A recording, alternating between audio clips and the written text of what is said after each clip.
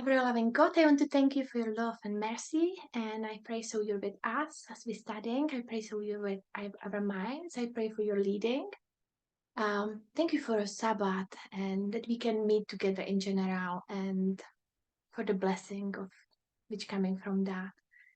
So I pray so you help us to focus us to have our focus on you, and lead this presentation. In Jesus' name I pray, amen. Okay, hello everyone, happy Sabbath.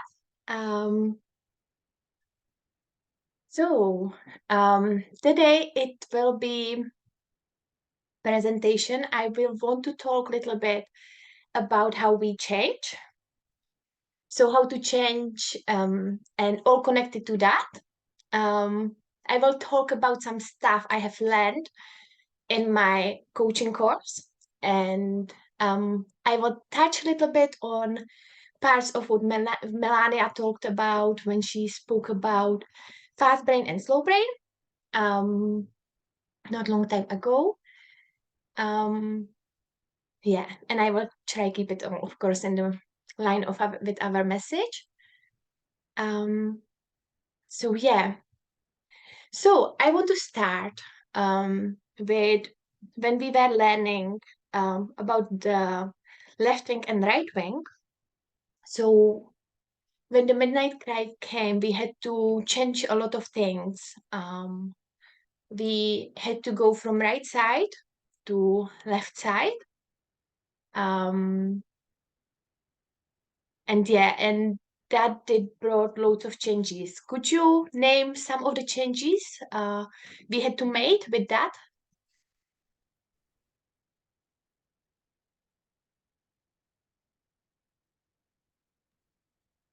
Equality. Equality. What do we have to change? What did we have to change by moving from right side to left side? Some of the changes which came during this period of time, you can tell me. Our understanding of how the Bible impacts our day-to-day lives today. Mm-hmm.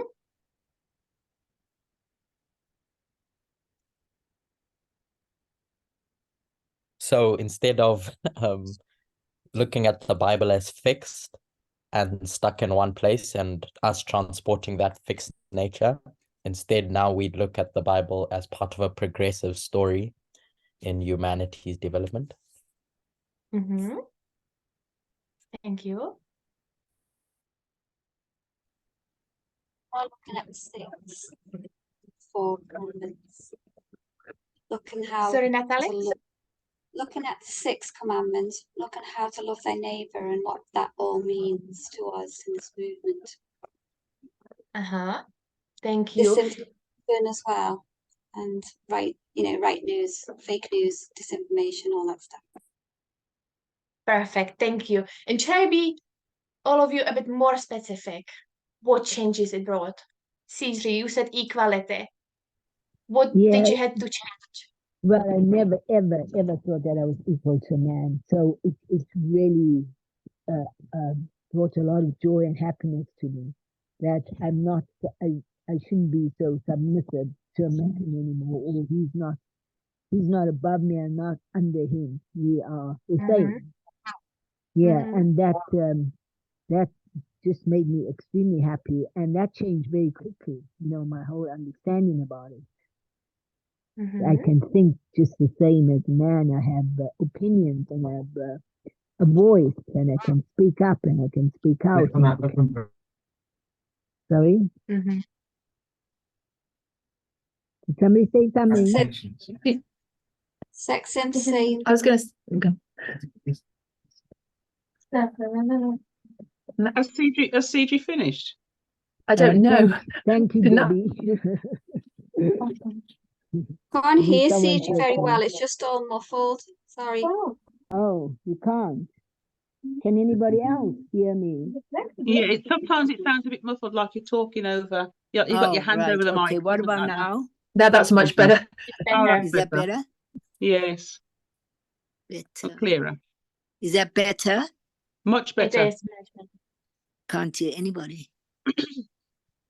We can hear you, Hello? Phoebe. Hello, we can Yes, hear we you. can hear you. Oh, no, it must be something wrong with my sound. Sexism, Hello? marriage. Yes, We can Ishi, hear we you. can hear you. Now I can't hear anybody. Okay, Natalie? Same-sex marriage, headship. Wearing trousers, we put on trousers. Uh-huh. Did we have to change the way that I saw it? We were in a conservative mindset. And so there's a lot of things that we had to change within our thinking, within ourselves. The things that we thought were right, we now have to change. I mean, a lot of the things that people have said are quite a few of them. You know, we're not thinking conservative. We're not conservative Christians anymore. And a lot of things that we thought were correct. Now we now had to change. It was like bringing Moses out of Egypt, where he thought things were right, and now he had to change come out of his thinking and change his thinking to where God wanted us to think. And a lot of those were equality, LGBTQ, the way that we dress, all these things that we thought were solid, in, is now that we've got to be changing. So it's our mindsets. It's where God Perfect. wants us Thank to you be. so much.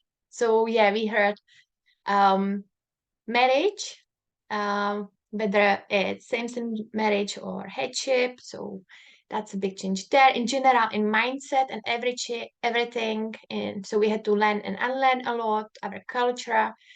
The baby called God and see God. In general, the Sunday law test has changed. So there has been a lot of changes. So we had to change the whole mindset. With lots of changes. So now I'm going to post a quote. Oh, 1 second. I had to press something for 1 second. Okay. So I'm going to post a quote which we will read. So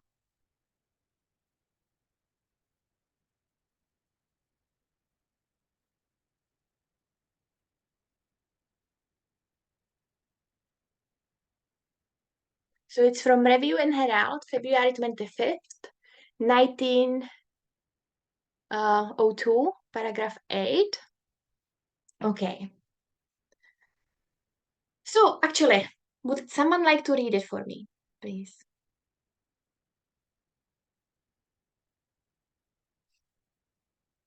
It's a quote about reformations, revival, and reformation. Okay, I'll have a go. Thank you. A revival and a reformation must take place under the ministration of the Holy Spirit. Revival and reformation are two different things. Revival signifies a renewal of spiritual life, quickening of the powers of mind and heart, a resurrection from spiritual death. Reformation signifies a reorganization, a change in ideas and theories, habits and practices. Reformation will not bring forth the good fruit of righteousness unless it is connected with the revival of the Spirit. Revival and reformation are to do their appointed work, and in doing this work, they must blend. Thank you so much. So we see a revival and a reformation must take place under the administration of the Holy Spirit.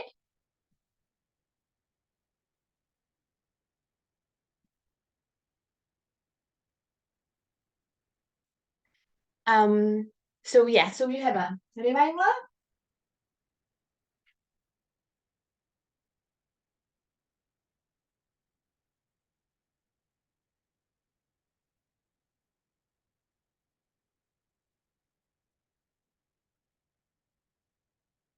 and a reformation.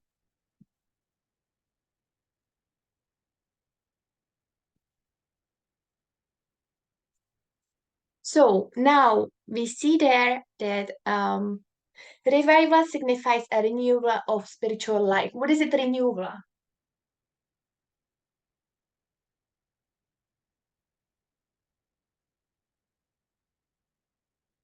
Anyone?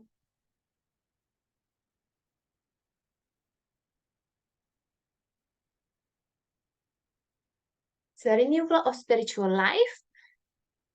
So what is it, renewal?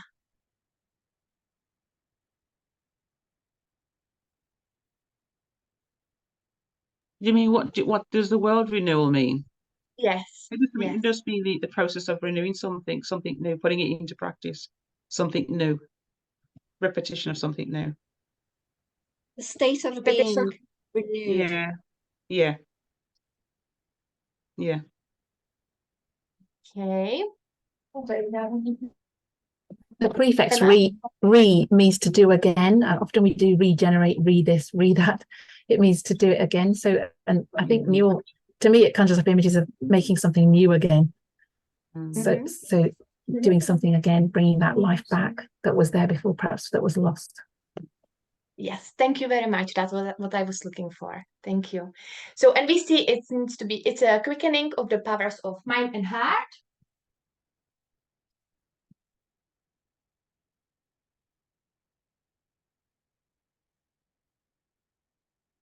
And it's a resurrection from spiritual life.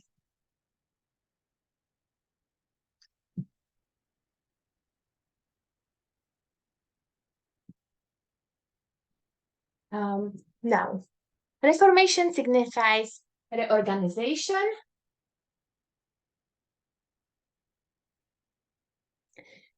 change of ideas,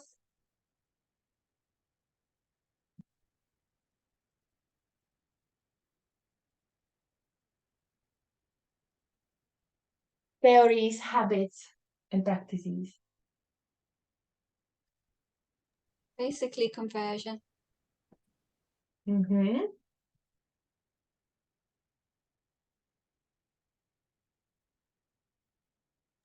Or come out Okay. of the Laodicean thinking. Yeah, and now we see you cannot, so if you do have just the reformation, it's not going to bring a good fruit of righteousness unless it's connected with the revival. So it's super important. So they're both are connected. So it must be blend. So I want to just look at quickly into that. So revival is an inside work of our mind and heart. God creates that in us, and it needs to go hand in hand with reformation. So reformation will not bring forth good fruit of righteousness.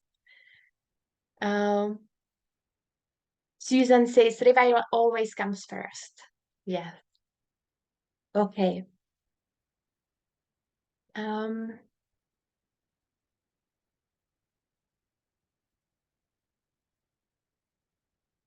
Reminds me of Okay, Ezekiel. Sorry? Reminds me of Ezekiel 37. You know, reviving the dead, dried bones. Yeah. So now we went through the studies of fast brain and slow brain. And we Magda, saw sorry, just a moment. Susan says revival always comes first in the.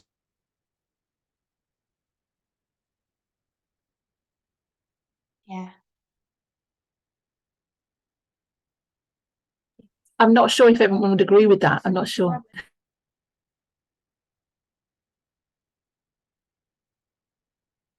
Yeah. But everyone else think? I'm not sure as well. You have to be revived before you resurrected. You have to be revived and resurrected to new life.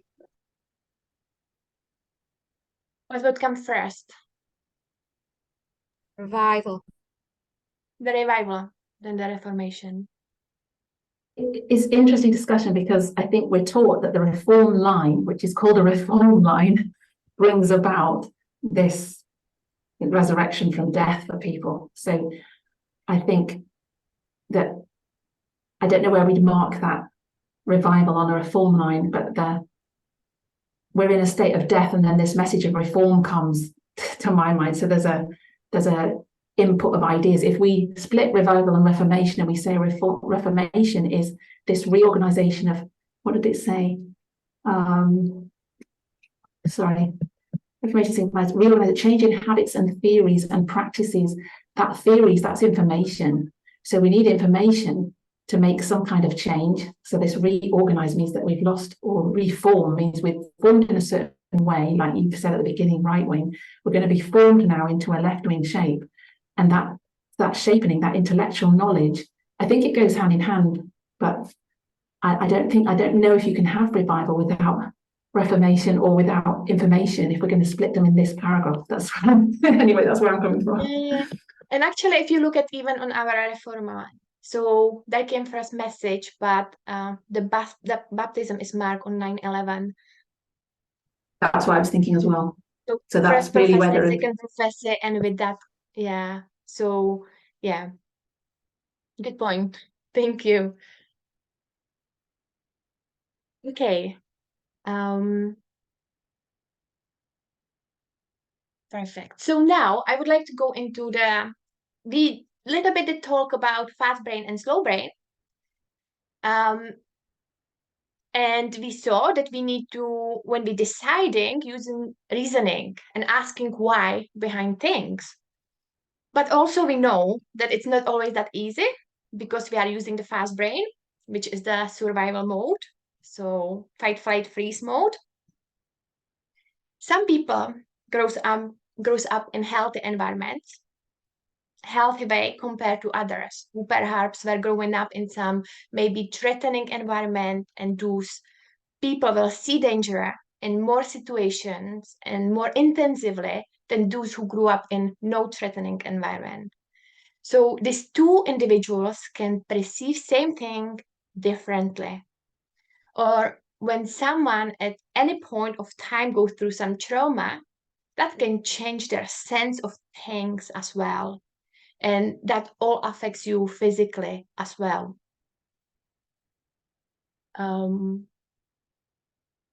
So if you are a person who is almost constantly in fight, flight, freeze mode, which can be quite number of people, so your body is almost constantly in this tension. So that's dysregulated nervous system.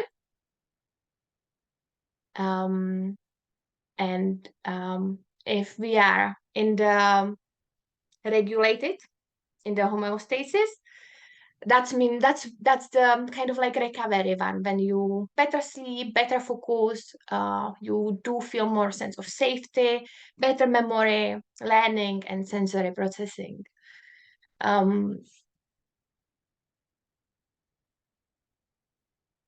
Would someone like to add something to this, or can I carry on?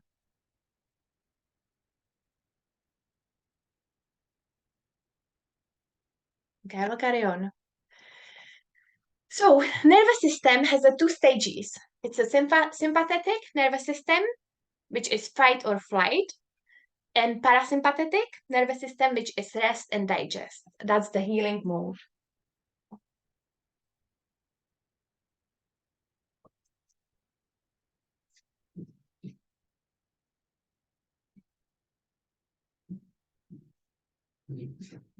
Okay.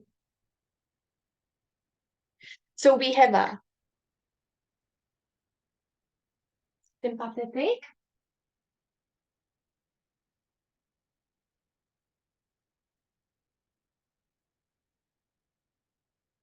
nervous system, and parasympathetic.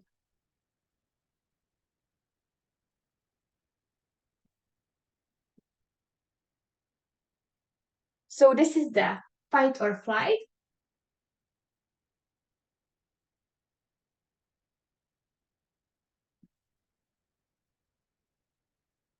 And this is the rest and digest mode. This mode.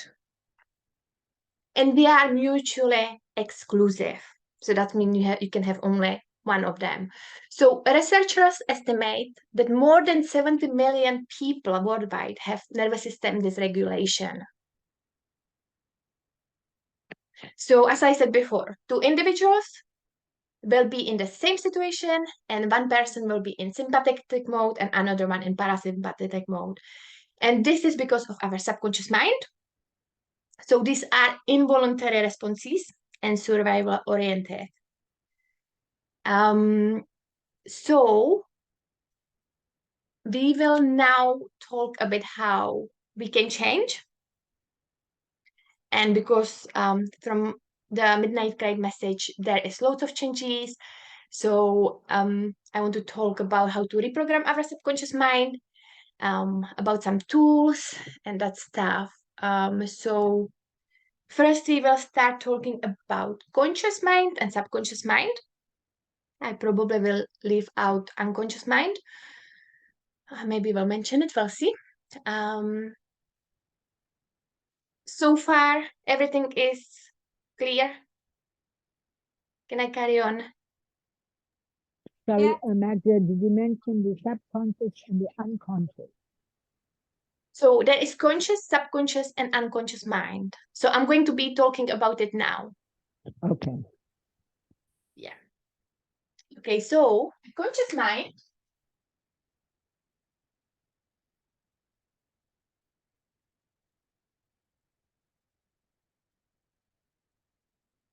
The conscious mind.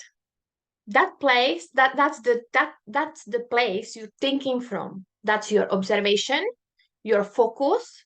From this place, you do analyzing and logical reasoning. And also, it's your conscious desires and wants. So it's more intentional outcome.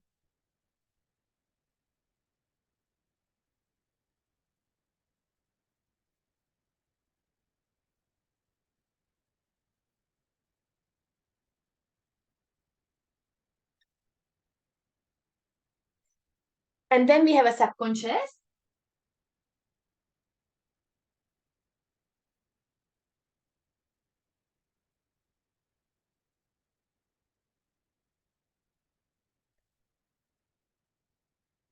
It's like, for example, habits, belief, experience, etc. So it's a collection of your programs, and it often takes you different direction than what you think on your conscious level, your conscious desires. But it depends what your programs likes. So I'm going to say it's a collection of your programs.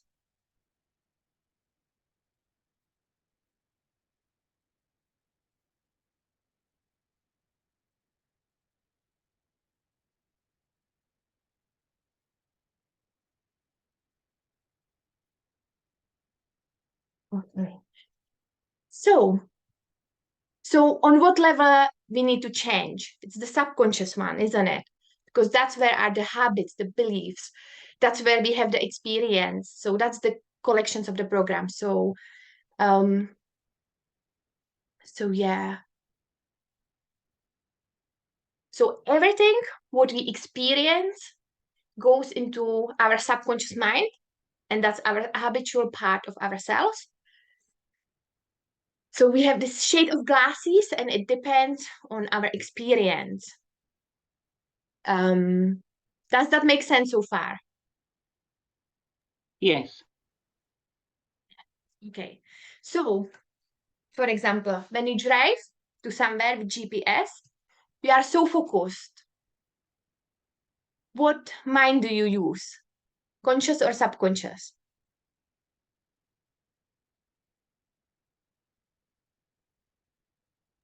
If you're driving to a place you don't know, then I assume that you're using your conscious mind. Mm-hmm. Whereas when you're Yeah. driving to a place that you're used to, and you've done over and over again, sometimes a lot of those maneuvers can be subconscious. Yes, perfect. Thank you for this. Yeah. Yes, that's exactly it. So with GPS, you're driving, you focus on every turn and everything. So that's the conscious mind. compared to when you drive from home, you know the road, you're super tired, you don't even remember the drive. That's because that was your subconscious mind. So eventually, if you think about it, so people have a less free will than they think, because we keep moving through this autopilot set of programs over and over again, and responding the same thing, same way, until we observe the pattern or patterns and start changing it on subconscious level. So so that's kind of like what we had to do with sexism. I will come back to this. So conscious mind,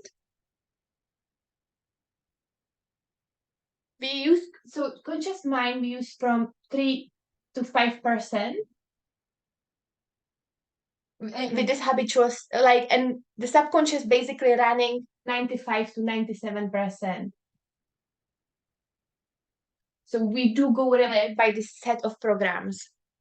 Now, now the conscious mind cannot outwill or overpower the subconscious mind.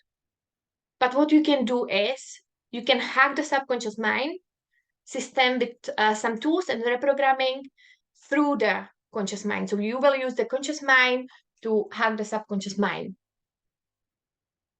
Our subconscious mind always seeking familiarity, because familiarity is safe. It says, okay, I know I've been surviving this way, so by repeating the same patterns, I have guaranteed that survival.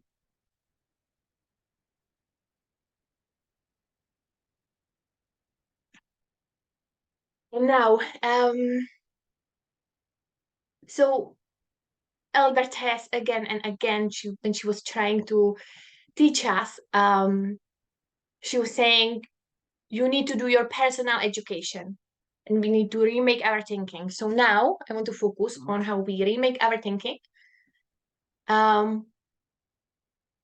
habits, how to change it, the way we thinking. So yeah, if you can give me some ideas, please. By our belief. Say again, sorry. By our belief, we can remake our conscious mind. Is that what you CG, said? we can't hear you that well. Oh, By our beliefs, can you hear me now? Yes, Yes, we can much hear you better. now. Oh, I can't hear you. Info. Oh, hello?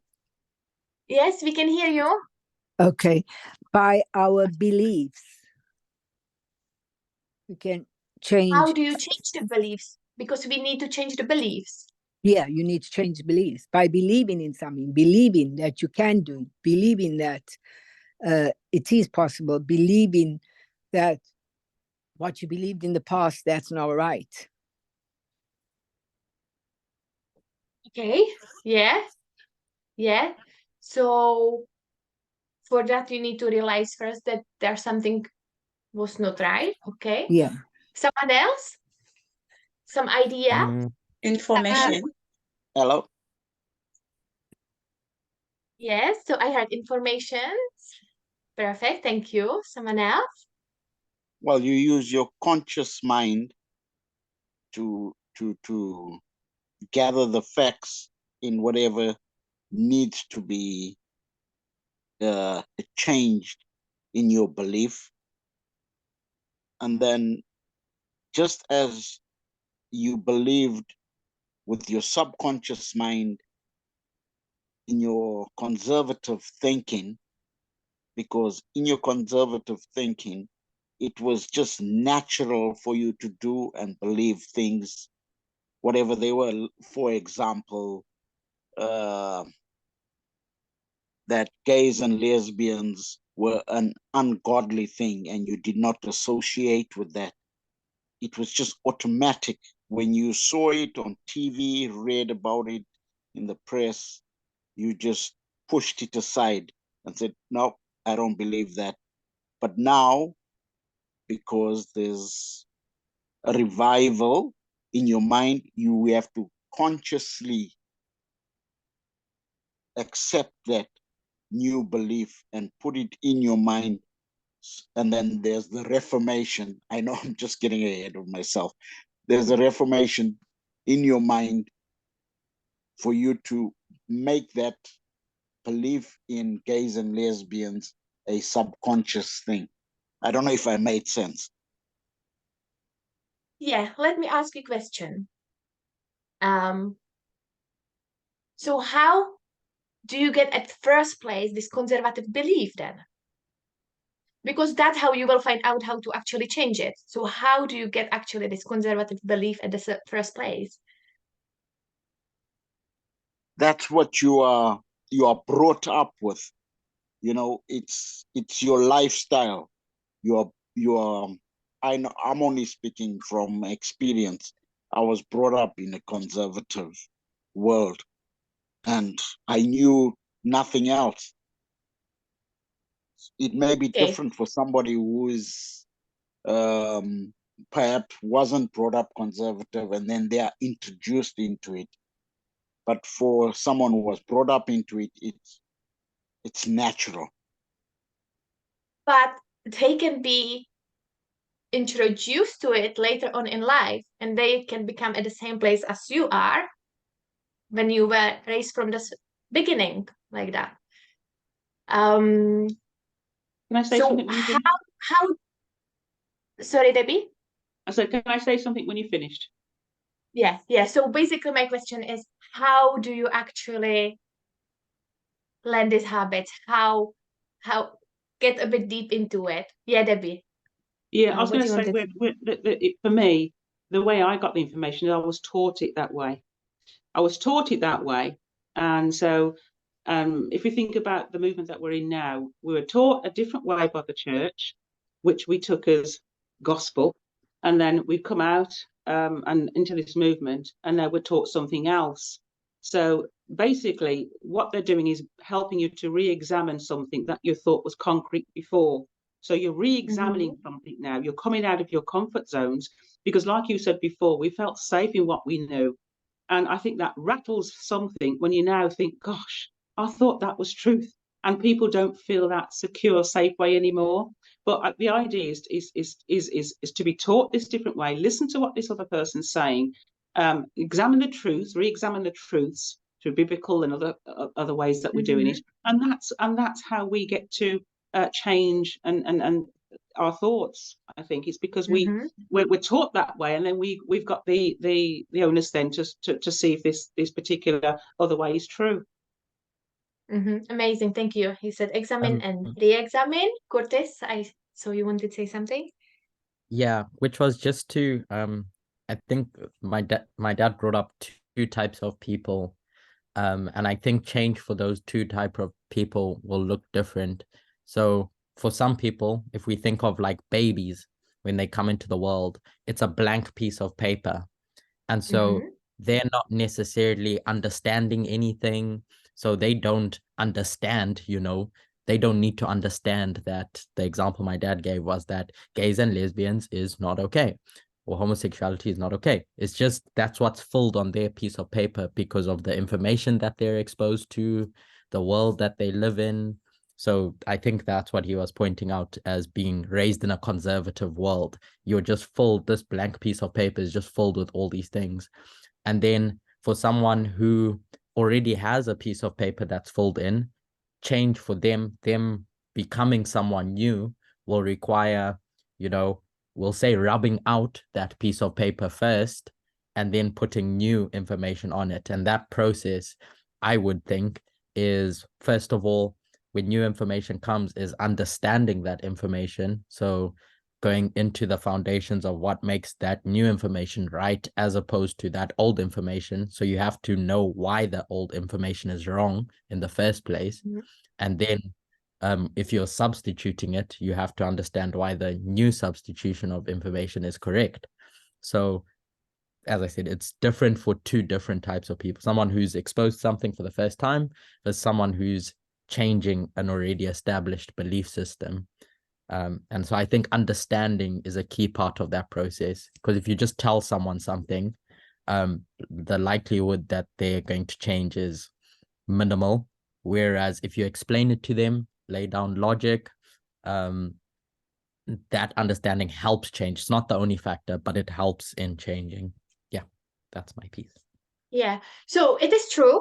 And definitely for people who grow up in it, it's harder to change. Reason why is because when not only that you live in it for such a long time, but when you're growing up, you have a lot of theta waves. So you are very suggestive, you absorbing everything. So with them, it will be stronger for sure. But still, is it for them just once? Is it for them enough to see just once? It's not. And I think that's what I'm coming to. So eventually, it's a repetition. So you repeatedly hear something, you repeatedly see something. Is that right? Yes. Yeah, for sure. I think it's definitely, like a process, continual thing. For someone to change, it will never mean, someone being exposed to something just once and expecting them to change just that once. As you've pointed out, it's difficult erasing the old information. It needs continual repetition. I think when you think about habits, they talk about your habits needing to be formed over months because you have to do them over and over and over and over again before they become subconscious. So yeah. Thank you. Yeah, and that was what I was coming down to. I saw Natalie had a hand up as well. So Natalie, and then Sijri after Natalie. I just mentioned it. I was thinking about it. It's how you practice it in real life. To change a habit, you have to make a new habit. To change a habit, you have to make a new habit. I think Tess already mentioned that. I was going to mention that. And also, for those who are not brought up in a conservative church like myself, I believed there's many things I had a problem with in this movement, but I stuck with the movement and thought God will explain one day, or someone will. So I had Adventist friends who were gay, and I loved them a long, long time ago. I didn't know the answer, but I thought the answer would get by. Yeah, so it's a completely different experience for those who weren't brought up as SDAs or from the world. Yeah, but it's definitely about how you treat people, and if you're conservative and you find it hard, it's like when you look at Jesus and you copy everything he does, you try, you become changed. So it's the same for sexism and LGBTQ and how you treat them if you find it hard. Yeah, thank you, Natalie. Sijri? Our information comes from mainly the Bible, and when you're growing up, well, in my community in Zimbabwe, and we never thought that we accepted a lot of homosexuals, and I remember there was a trans there, but we knew that there's something, even though we accepted them, we knew that that wasn't right. And it's almost like the Bible confirmed that. And then when you do believe something different, for me, the gays and the homosexuals and the trans, it took a while, and I'm still trying to grapple with it in my mind.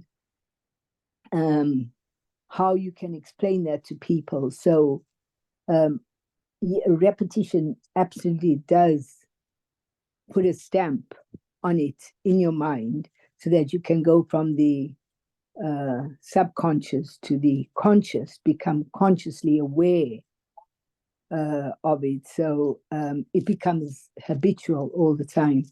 But yeah, for me, that would be the thing in my mind that does take a while to truly understand. Okay, thank you, Sijri. And could this put on the chat, culture and religion, two sides of the same coin. Yes. So yeah, so I was basically looking for the repetition. So you repeatedly hear something, you repeatedly see something, and this is how we're getting the sexism in us and all that stuff. You see it everywhere around again and again. But there is one more thing, and it's emotion, which plays a role in changing and coding things into it, because sometimes you have very strong emotional experience without any repetition, and it can completely change you. It can happen just once. Example, you will be caught up in earthquake, car accident, you drive 1,000 times, everything was good, never anything happened. This one big accident can change everything, and you will be afraid until certain time afterwards. Abuse, bad marriage, friendship, it can all cause strong emotional imprint. And since then you can start feeling unsafe in that area, and you change that. It just changed the way you see the thing. Does that make sense? I think it's emotional too. So I think your emotions have to change too, besides the thinking. You need to use, basically what I'm coming to is that we need to use the emotion for the change as well, or it's good to use it as well. It can really help. Courtney, you have a hand up. So yes, emotion. My point was that emotional experiences have a lasting impact on the human mind, because that gets stored in your long-term memory and it flows into your subconscious, whereas reading or information is stored in like your short-term memory. It's why kids struggle with exams or whatever, because they keep reading information and then forget it by the time the exam comes. Whereas repetition is good, but if you have an emotional experience through learning, that they embeds itself within you and changes your character. And all I'm doing now is repeating exactly what you said. A woman from an abusive relationship will have a far more intense feeling towards feminism than someone who only knows about it from a theoretical perspective, which is, my guess is why men can't understand a lot of what feminism is, because they don't have an emotional experience of what it's like to be abused in those sort of relationships. It's not to excuse them, because we all have to learn irrespective, but maybe that's why the journey takes longer for men to understand or grasp some of these concepts. Like someone who doesn't understand racial abuse, they could have grown up in a culture that all looks the same, all acts the same, and then they go somewhere else and they see that, say university, you grew up in a rich area, you go to university and you're now interacting with poor people. So until you see what racial discrimination has done to poor people, and you chat and you go with your friend somewhere and they are abused, like it never actually means anything to you on a personal level until it happens to you. I'm waffling now, but essentially, yeah, I think emotion is almost, as you said earlier, 90% of the change process than information. Sorry. Yeah. Thank you, Courtney. That you made, yeah, you said it nicely. Thank you so much. And that's why like emotion to the change is quite important part. So it's a repetition, hearing, seeing, emotion. I have a in chat from Curtis, why we tend to do better in classes where we like the teacher, not always. We create an emotional attachment to the subject. Perfect. Thank you. Amazing. Thank you for that. So, I'm sorry, can I just say something? I read a statement that emotions are stored in our body. So it's until those emotions we release it, we let go, then we better able to make decision or judgment or change the whole trajectory of that experience. Mm-hmm. Yeah, and definitely you do feel emotions in the body. You know that if you feeling, I don't know, anxious, you feel tightened stomach or something. So it does reflect, it does reflect on the body as well. And it goes a lot back to nervous system regulation as well. But of course, the positive one has a good as well. Anyway, I want to stay on track with this change. Thank you, Sidri. Thank you.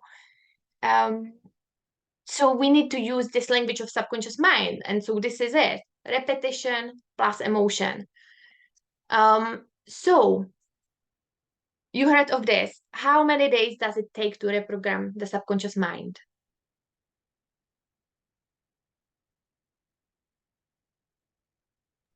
Three weeks to change a habit. Say again? I say you taught 3 weeks to change a habit. I don't know if that's what you mean. Yes, it's not that's what I true. mean. I heard it's longer than that. How long did 96 you have days. it? How much? 96. I think you Okay. times it by 3 and it comes up to 96 or something. So That's true. someone wanted to say something? No, okay.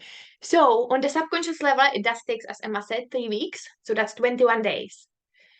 About 60 over 60, it is if you would want to change it on the unconscious level. So that's mean like it wouldn't get brought up back almost at all. It would be get almost unconscious.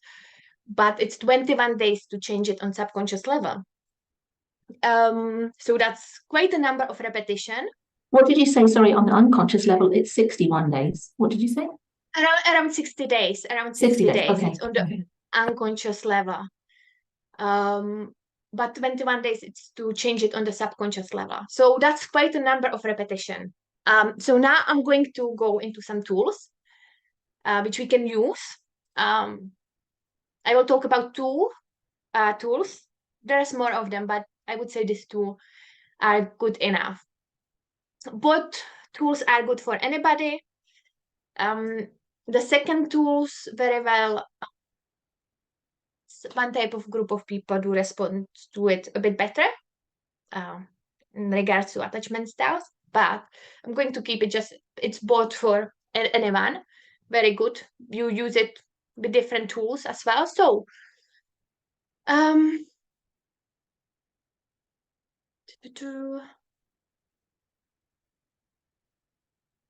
yeah, and so I wanted just to go through this thing just so we understand how things are coded in us. And for example, with even articles, like which educates you, it does cause you often negative emotions, like feeling when you're reading about sexism and that stuff.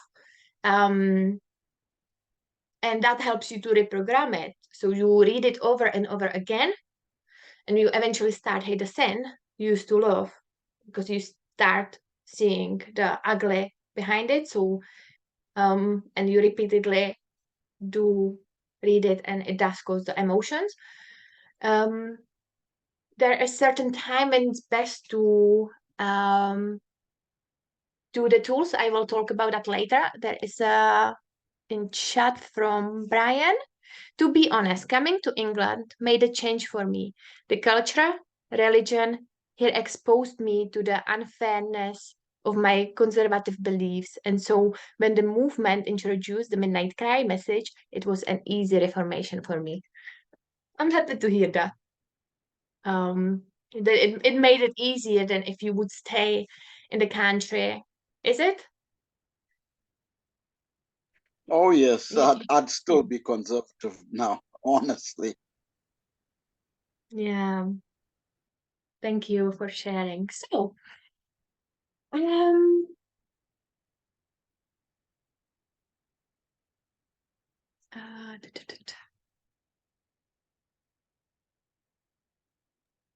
okay, so also I want to mention the things which we reprogram in us or programmed in us, these things we have experienced. And we can often see it in other thoughts, language, actions, and behaviors. So, for example, talking about feeling weak. So when you look at, for example, sexism and the expectations on men to don't show emotions, to don't be too open or vulnerable or expressive, otherwise they would look weak. So you can see this kind of like, if you do have this belief, you can see it in thoughts, language, in the sense like, for example, oh, I can't be vulnerable, I can't open up, I need to be strong, don't cry, I can't cry in front of others. Or you can see it in behavior, that they may be trying to prove their strength, engaging in power struggles, putting others down, trying to make others feel small, avoiding vulnerability. I'm not saying everyone does, but if you do have the belief like that you're weak, you can see it sometimes on the level of thoughts, language, behaviors, and that stuff. Okay, so what can we reprogram? What things? Yeah, give me some ideas. What can be reprogrammed? Or let me just carry on. Yeah, sorry. So we can reprogram all stereotypes and sexism, which is conditioned into us. I mean it in kind of like in other message, like the objectification of women, what it does do to them, the way you think about women, the way you're thinking that women are maybe not trustworthy and that stuff, men that they can't show up any emotions or be vulnerable. You can change the way you see and call God. If you call God He or Father every time you say it, if you would feel negative emotion and realize why is it wrong, imagine why it's wrong. And when you go then into maybe Ellen White writings or Bible, and just when you maybe read it, so every time just replace it with they, them. I would almost say not just by God, but they, them, because that makes you a bit more to think about they, them, rather than if you say God, you can still have behind God just he, him. It's just a suggestion. That's just suggestion. Magda? Yeah. I just wanted to say that some transitioning call themselves he and they. Sorry? When someone is transitioning, just a point, some individuals like to use they and it's not always they. I know you understand what I mean? Individuals can have two pronouns. And you can. Oh, okay. You're talking about transgender people that they sometimes want to use they and he. Yeah, but I'm talking here just like exactly about God, and we trying to get rid of this he. But thank you. Yeah. But I'm talking here about God because we're trying to get rid of this thinking which coming with, if we're thinking about God as he, all these thoughts which coming with it. So yeah, so that's why we call God they, them. I think it's quite interesting, Magda, in connection with Jesus as well, because we started this whole discussion by saying we're not going to call God Father anymore. And we moved from that. And then some people were saying, what about Lord? What about King? What about other things that are gendered? Yeah. And I think it was a slow process because it was such a hard job for us to move from a father to begin with. And that's still hard for some people. Well, it's still hard for a lot of people, I would say. Actually, I don't know how many, but I know for some people it's still hard. And even just the father bit. And now we're going towards Jesus and we're saying, you know what? We don't want to emphasize the maleness of Jesus. Let's move away from even saying he for Jesus. And I think that's potentially threatening to people. And I'm not saying we should call Jesus they, for instance, but I think it's good in our own minds to think, let's move away from emphasizing the maleness of Jesus even. So when we're singing these hymns, this is when it comes up every Sabbath, and I think, oh, we need to reform the hymnal, because every time we sing a hymn that we haven't sung for a time, I think, oh no, there's king in here. Oh no, there's something else in here that you see. And then you sort of justify it by saying, like even the one we sang this morning, how sweet the tidings. He's coming soon again. And we say, well, Jesus is the one coming, and he's a he. But Jesus isn't a he anymore, really. Jesus was he when he walked the earth, but Jesus is God. And I think it's much more healthy to move away from that emphasis of he. And Curtis has put in the chat, but Jesus is he, star, question mark. So when we're talking about Christ on earth, yes, he was a he, but we've moved off that now because Jesus is no longer on earth. Jesus is in heaven. Are we going to still keep calling Jesus he? And I think it's something for each of us to think about, because we want to move away from that emphasis on the male pronoun. And I think sometimes we want to hold on to that by justifying, saying, well, it's Jesus, we can say he, because we're all naturally more comfortable with he. It doesn't sit well to say they, because we've said he for so many years and we've seen God as a he. And to reprogram even the word son, the father-son relationship, don't emphasize the fact that Jesus is the son, because that parable is obsolete. And okay, Kirsty is saying now, but doesn't Jesus retain his humanity in heaven? Yes. Then that's another question. But how are we going to identify? And we're saying we're not doing away with he and she in heaven. And I'm not trying to do that. But I think when it comes to the Godhead, we're trying to move away from that emphasis of he, and that's my only point on that one. I think I haven't got all the answers, but I think it's important to keep progressing in our minds. And I suspect that's why you're saying, we should use the words they, them, because it would help us. Yeah. Thank you, Emma. That's right. I wanted to add something else about what you were just saying about reprogramming, and how we're talking about this reprogramming and the role of emotions. And I was just thinking about motivation, and I don't know whether you would say, I don't know where motivation fits into that, because there has to be a desire. So you get this information, you even recognize it's right, but there has to be some kind of desire to make it change or to change it. And I think all that is so personal, because like you've said, we formed habits culturally, we've been raised a certain way. And when information comes to us, we're processing it with our subconscious mind, with all the things we already know. We're comparing and contrasting, saying, is this truth? Do I want to accept it or not? Where does it fit in my world model? And part of that complexity is you and I can hear the same truth, and I've built up a huge picture around that truth, which is my picture, and you've built up your picture. And when something else comes in, it doesn't fit your picture, but it might fit my picture. So it's very subjective in some ways how you receive that truth because of your emotional experience with it. So like Kirsty's example of the teacher, say you grew up hating history because the teacher was awful. And then so when some historical fact comes in, you're going, oh, hate history, can't understand this message, don't want it. Whereas you grew up loving history and you embrace the message and go, this is fantastic, I love history. So there's so much of that personality involved in your reception of truth. But yeah, go on. Don't know if that's... No, yeah, it is. But yeah, I'm approaching it only from this one angle. Yeah. Thank you, Emma. I think C3 wanted to say something as well. I did, but I think I forgot.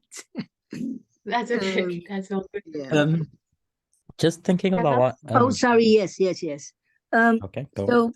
when we look at Jesus, we say he when he was on this earth, and we talk about pray to or mention him, or do we just generally say they them when we talk about Jesus? Because we don't refer to him as being on this earth anymore. How do we look at that? I mean, Emma was saying that, so. Curtis, did you want to talk about that as well? No, I just wanted to know how do we actually, how do we explain Jesus to people? Like, do we say him so, or do we talk about him being in heaven and change the pronouns there, or what? How do we Just how do we I am look I at am not Jesus? sure about that. Emma. Yeah. No, Emma. I don't know about that. Yeah, I think something regarding to Jesus. Yeah, and obviously the knock on from what we call Jesus is going to impact how we share with others. And we always make that jump straight from us to other people, what we're going to say, how we're going to do it. And I think that for me, it was just about how we see it and process it first, so that we, in all our processing of it, we're not emphasizing the maleness of Jesus, and we're trying to step back from that. So I'm not saying that you should say they, them, because the reality was that Jesus in his dispensation was a he. So I think sometimes it would add confusion to people to start trying to make Jesus transgender, for instance, or trying to change the gender of Jesus, because in Jesus in his is this blend of humanity and divinity. But we want to emphasize the humanity as opposed to the maleness. And I think that's where I'm coming from. So yes, Jesus was a human being like us, who felt like us, who had emotions, who had pain, who was practicing equality, is an equality believing God, who, all those emphasis to it, as opposed to getting bogged down in the pronouns. It's just that for us to change our mindset of how we see the Godhead as a whole, I think that was my point. Okay, understood now. Yeah, thank Yeah, you. okay. Okay. I was going to talk about something different, which was on the back of what Emma was saying about emotions, and I think you brought it up. And I was just thinking about all these different things, whether it's intellect or emotions or understanding or logic, and however you go about changing. As important as we see emotions in part of that change process, I was just thinking about, some people who they say emotions are fleeting. So, you may get an emotional thrill when you hear something new, like, you've heard the gospel, and so you feel this emotional thrill. But as the saying goes, that will soon fade away. And so what are you stuck with? And then, like we were saying at the beginning, in the same breath, if you don't have an emotional connection to the truth, and just this logic and facts and etc., that can also fade. So just thinking about all of these things, if any of them are taken in isolation, it just feels like a non-starter, like you're not going to get anywhere. So it's just seeing the importance of all of them in connection with each other. Like none is more important than the other. They're all important and they all play a part in the change process, in my mind at least. It does. And if you're, for example, in this dysregulated nervous system, and you see danger in something that is maybe not danger, but you get dysregulated, and now you have maybe shallow breathing, etc. You can use the informations, you can reasoning, you can use informations plus the emotions, but you getting evidence. And usually with getting evidence, the emotions kind of like changing. And it does helps kind of like us. Anyway, I didn't want to go into this at the moment, but yeah, I do like your point. It's like, yeah, you need both of the things.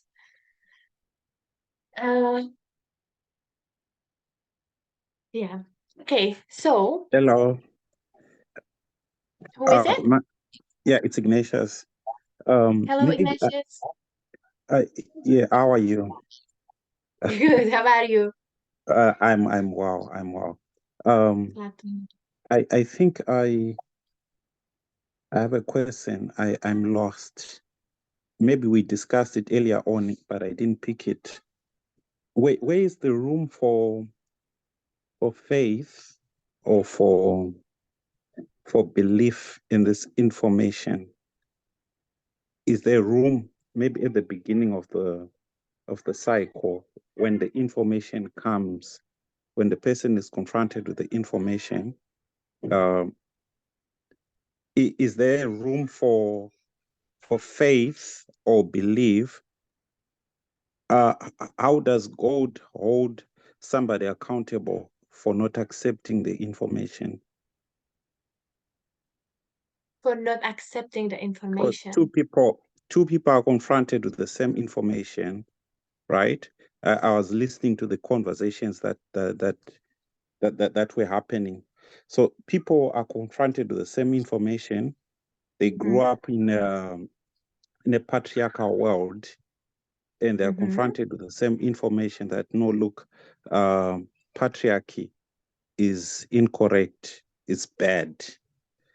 And somebody spoke about, I think everyone spoke about repetition, that when it continues to be repeated and repeated, it moves from the conscious to the subconscious, right?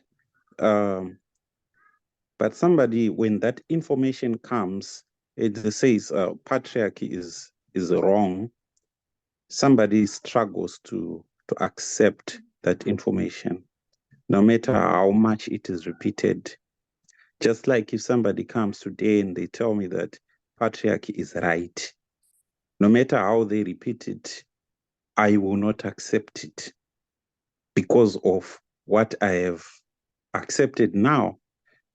You see now. So what's going around my mind is how then is the person that has not accepted this truth held accountable? Where would they have failed? I don't know if I'm making my question clear. Yeah. Where would they failed? They know they're rejecting the message. They want to hold on the sin. That's very easy said. Someone would like to answer? I may be able to answer. Well, I'll try.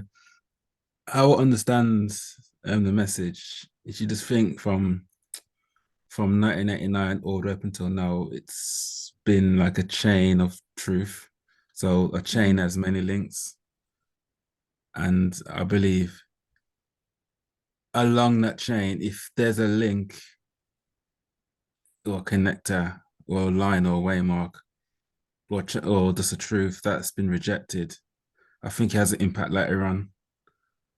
You start to reject wherever you left off from then, you'll start to reject other things from then. So I think it's just going back over the train of truth and connecting all the links, and it has to make sense to you. You have to see why all this connects together. If you can't see it, or if there's a missing link, I think eventually in your experience, something's not going to fall right, or you're just going to eventually, and I think that's the experience of, people who just come and leave the movement. There's always been something that they disagreed with, but probably subconsciously, or it came out probably a year or 2 years later, where they go back and realize they didn't actually accept this from the beginning. For example, say like equality, many didn't really accept it, or like trousers or whatever, but that train of truth came from something before what came before that. That came from, well, I think it came from the time, like the understanding of the King of the South and then the Pirates and all these wars. It all came from then, and Acts 20, Acts 27. So all of that opened up, the King of the North and the King of the South.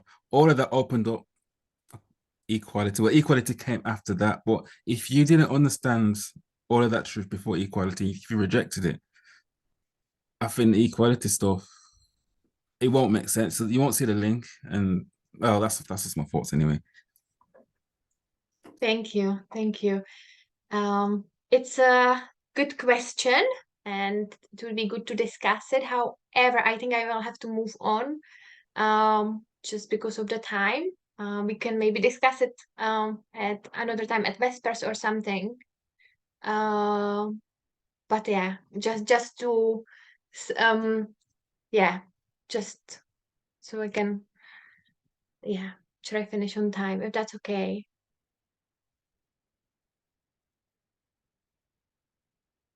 This is a question, okay. and I It's think all right. I think it would be good to discuss it, definitely, but just to stay with the study at that kind of like, yeah. Okay, so I want to go to the tools. So one of the tools you probably heard about it. It's quite well-known tool, and it's an exposure tool. we have here some counselors, so they probably heard about it for sure. And yeah, so you can use that for certain things. So if you don't, for example, if you wouldn't want to be vulnerable because you would be seen weak, or you're afraid to be vulnerable, or you could use it if you have some limiting beliefs or boundaries. For example, if you are really afraid to set boundaries, so you can use this tool. Or Natalie, if you're afraid of spiders, you could use that as well.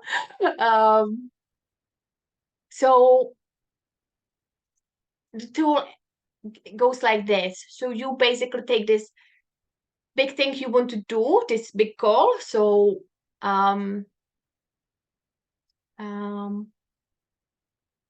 yeah, let's go with setting boundaries. I could go with spiders as well, but yeah. Or let's go with basically you have this big goal. So whether it's you want to share with someone, you're afraid to be vulnerable, or you need to set boundaries, you can't set boundaries, you're not good at it and you're afraid of it, you would start probably with these tools. You would probably use this tool. So you do it. You need to come with incremental steps you can take to move beyond the comfort zone. So you basically, this big goal break into little steps. And always with the little steps, you do create conscious cognitive reframe. So example. Let's go with you're afraid to be open, vulnerable, and that stuff. If I would tell you, go and tell your secret to your 3 family members, that's super scary thing. So you would break it into little incremental steps. So if it would be too hard for you, you would start even with imagine it and then think. You always have to give that a conscious cognitive reframe. So you maybe imagine it first and you say, oh, that wasn't too bad. And you then maybe go and share just a little tiny bit or with boundaries. No, let me show it on boundaries. That's easier. So you need to set boundaries at work. And maybe you're really afraid. You can start with the imagination or you do a little tiny step. So you maybe say,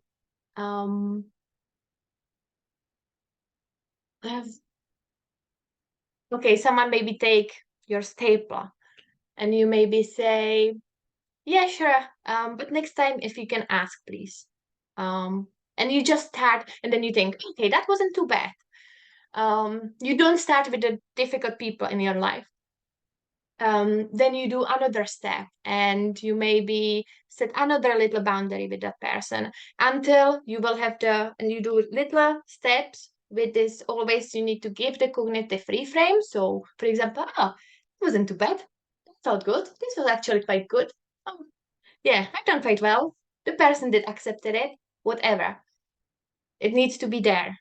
And eventually you will get to the point where you will manage to set assertive boundary with that person. On spider, you would maybe first print picture of spider, you would look at it and would, oh, this is not too bad. It's actually, yeah, whatever, you find something good on it. Then you maybe look at it just from somewhere far away, or when you have it in the glass or something, and yeah, you just go little tiny steps and with this conscious cognitive reframe. Does it make sense? You probably heard about that. It's even when someone is afraid of dogs, for example, you would use that with children. Natalie. Yes, I did something so- like that, very similar. When obviously you were talking about Natalie being frightened of spiders, we'll go into that subject. I know I had a fear of them as well, and so what I did, I actually bought myself a plastic tarantula. I know it sounds weird, but it's large. And I used to keep putting it in my hand. You know what I mean? Seeing it on the desk, putting it in my hand, and it helped me. I didn't even know I was doing this thing. I just went ahead and did it. And I just bought this spider, a large tarantula, like a toy thing, and it was like a plastic thing, but the same size as a live tarantula. I used to keep picking it up and putting it on my hand, and it worked for me. It actually, I don't fear spiders anymore. I can actually go up to them now, and if I need to squish them, I could do it. You know what I mean? Before I used to get a mop and do it as far as possible. You know what I mean? Or I wouldn't even go to the room unless I get the Bray to come and take it out. So it conquered my fear. So there are ways to do it. Yeah, it does work. I didn't get that far that I would probably touch it, but I'm happy to let it disappear. Let's say. Well done, Debbie. I haven't got a phobia. Yeah, It's a yeah. difference between fear and phobia. I could actually pick a spider up, I think. Yeah. But you get that what I mean, for example, with setting boundaries and this type of thing. So you understand the tool and always give to it the cognitive reframe. How do you set a boundary with a spider? Sorry? How do you set a boundary when you live with those sort of spiders? It's okay, Did you I'm set just boundary joking. with Lee? He said, how do you set a boundary with spiders? That's true. They're outside your control. Yeah. But you can control your reaction, and that's the whole point. Yeah.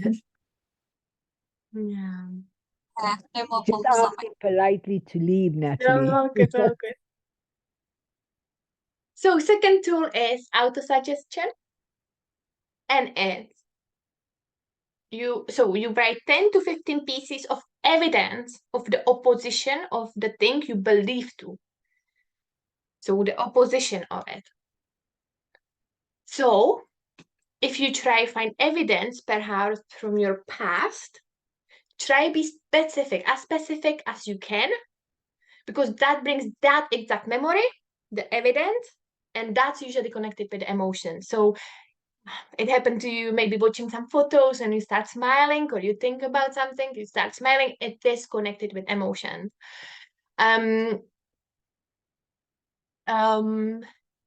So you do bring 10 to 15 pieces of evidence of the opposition of what you believe. You're trying to be as specific as possible, because that brings the emotion.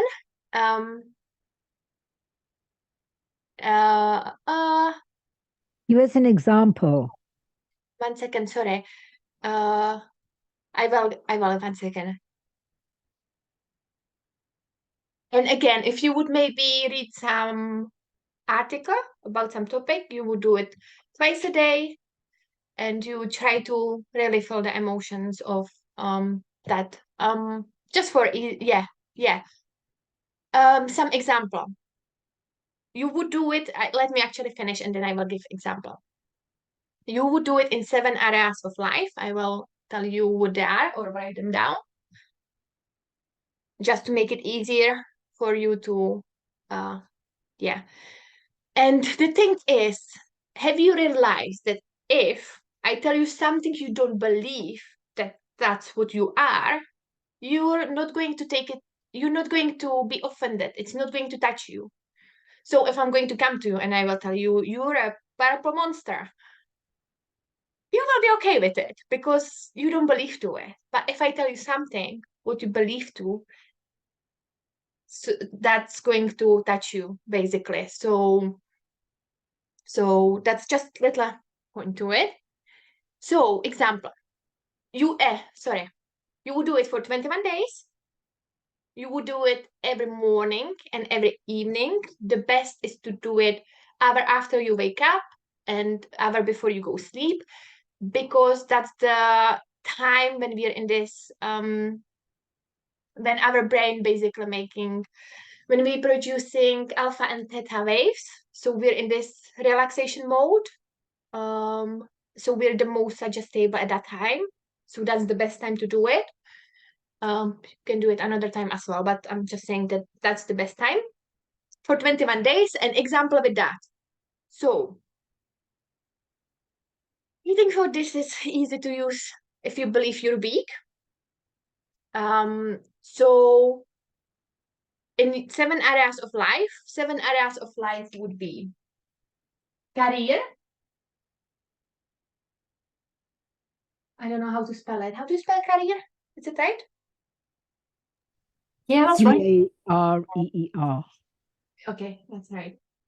Career. It would be relationships.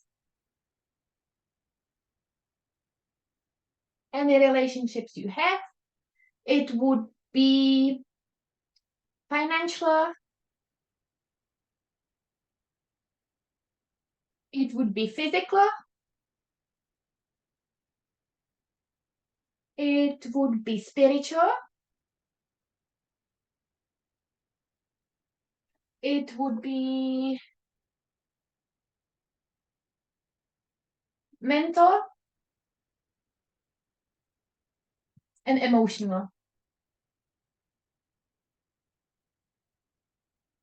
So let's say you have the belief you're weak.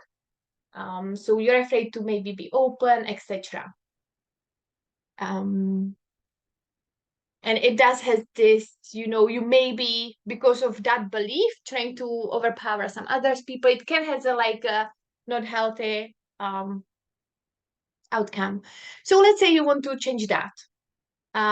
So maybe if I would feel that, so I would maybe look at where in 7 areas of my life, where kind of like in healthy way, where I have a strength, kind of like, okay, where's my strong side, for example. So let's say I would look at career. Okay, I'm a barber, hairdresser. So I would say, okay, I do nice haircuts. I do nice my strong part in career is I do nice haircuts. I do good skin fades. My strong part is because I have a good customer service. I have loads of customers which waiting for me. My strong side maybe is because I can cut hair fast. So if it's busy, I can cut hair fast. My strong side can be in that my bosses trust me, that I'm trustable and responsible and reliable, that I maybe come on time or before time even to open up the shop, and etc. And you would go through so that's career. In relationships again, and you would find, basically in there when it's your strong side and that stuff. So that would be the example of it, for example.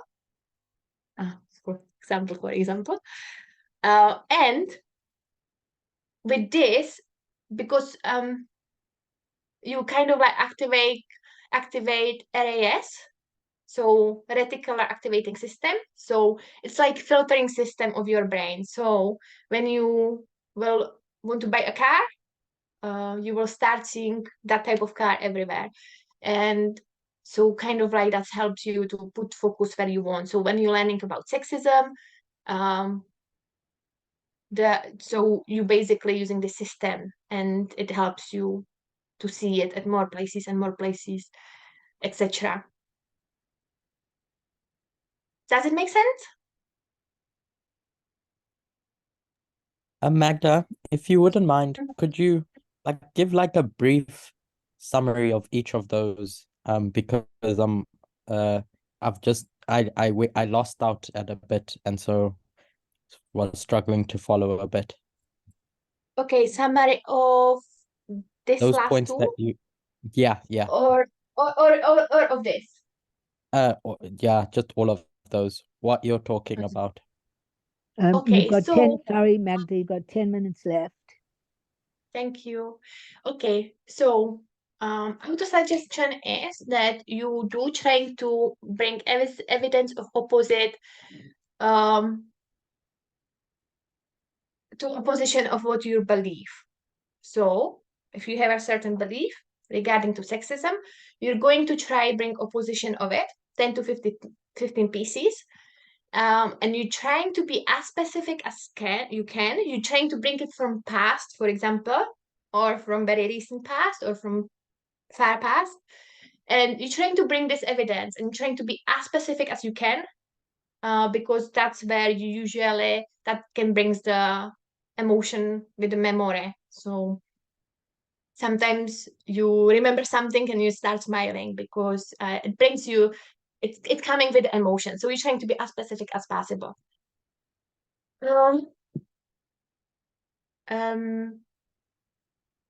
So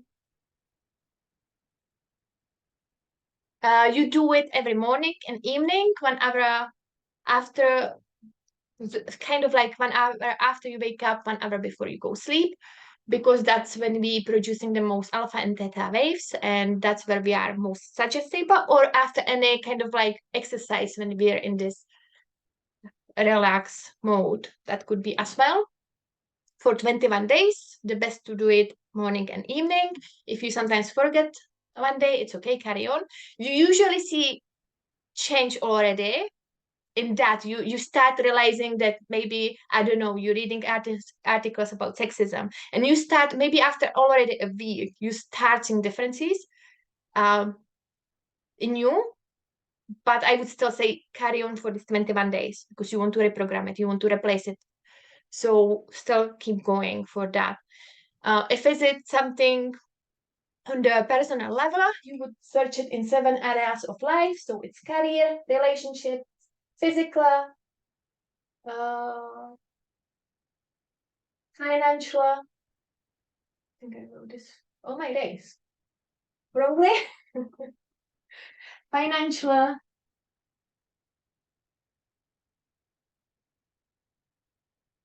physical, spiritual, mental, and emotional. So if it's something on a more personal level, then you would use the 7 areas of life and try to bring the memory from the past, or with the emotions. So, and with this, you basically start focusing your mind or something else, and there is this reticular activating system, which is filtering system, and that helps you to see the things you're basically focusing on. So you will see it more and more, and it actually supports you and help you in it. Does it make sense? Yeah, I got that. Thank you. Okay. No problem. And last thing I want to go into is with the nervous system.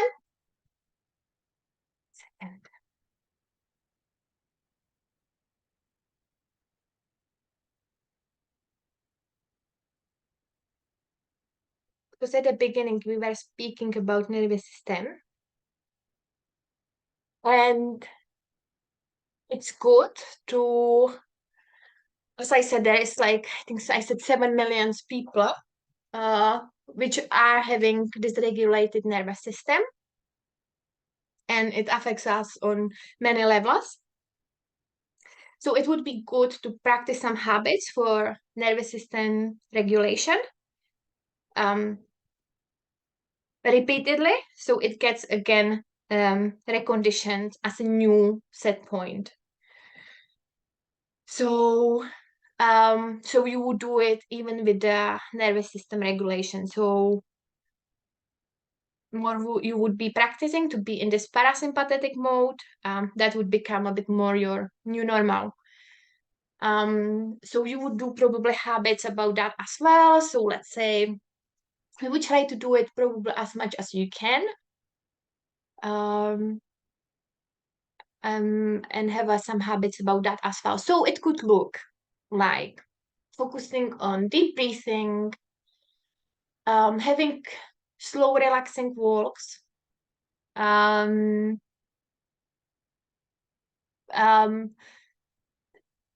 don't know, it can be just like relaxing, just being, or just listening relaxing music, or just be without phone and just kind of like relax, just so your mind kind of like, not mind, but your body goes into this relaxation mode. So for me, I do like doing slow walks with Mia. For Magda, example.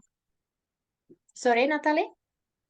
Yeah, I was just saying, when you've got on the board the relationships and emotion, to get out your fast brain, it's all about your environment. So what you're saying about walks and how it works for you. So your environment is very important. So you're not in fast brain. So it has to be calm. If you're in an abusive relationship, you have to get out of the relationship. You cannot fix the fast brain when you're in a bad relationship. Same if you're at work, if you're being bullied at school, or you have to change the environment, or you will never get well and you'll never get into slow brain. Yeah, thank you. Yeah, that the environment definitely does has an effect on us. Yeah, so this is basically to do exercises just to really find time, even if it's deep breathing, because your body is kind of like not used to much being in this. If you are a person whose body is not very, is basically dysregulated, you try to basically do this some relaxation type of things just so and the Yeah, but same basically, so it becomes your new normal basically.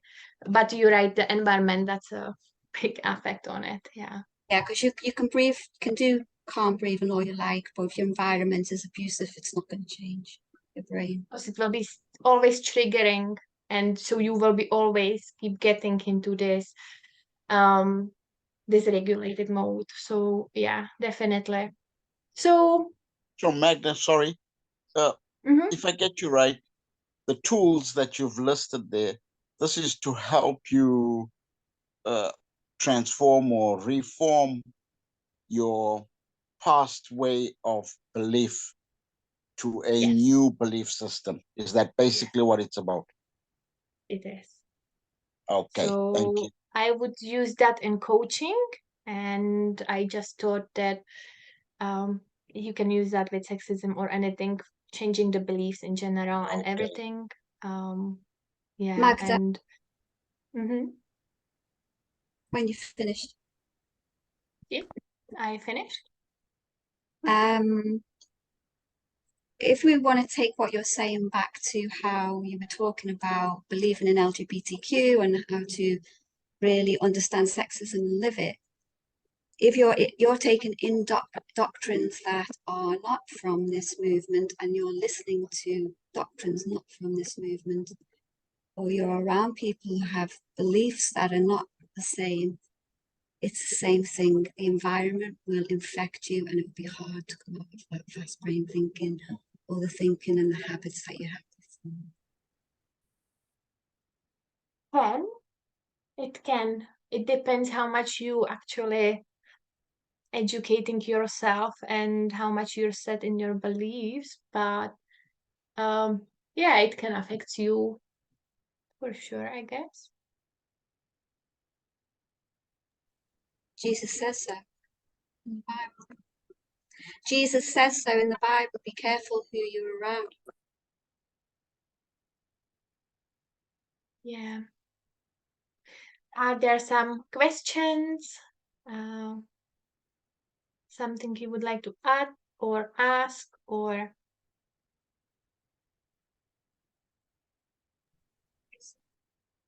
Wanted to make a Yeah, couple of things. Oh, go on. oh, no. No, I really like. I just wanted to clarify the two tools. So the two you said two tools. I think is one exposure, and that is those 7 things and how to do that. And then is the second thing the nervous system. no, sorry.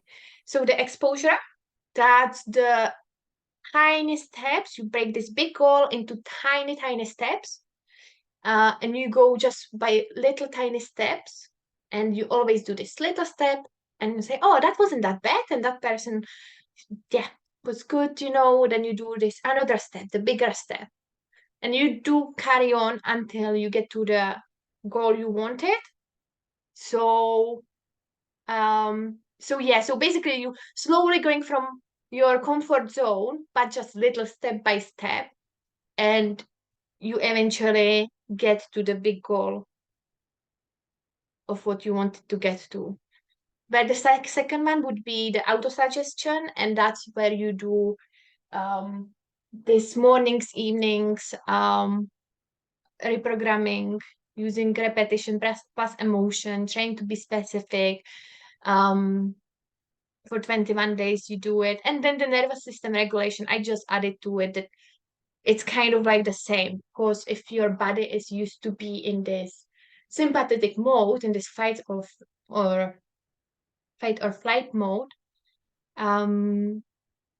you want to try to get in this relaxing mode.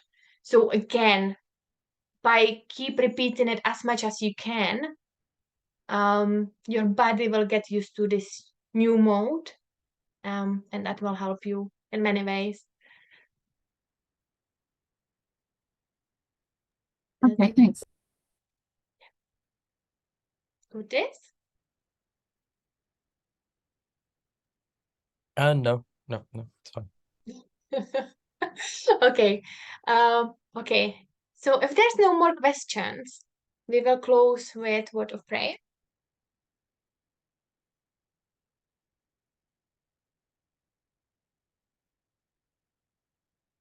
Our loving God, I want to thank you for your love and mercy towards us, and I want to thank you that you're teaching us more and more about yourself.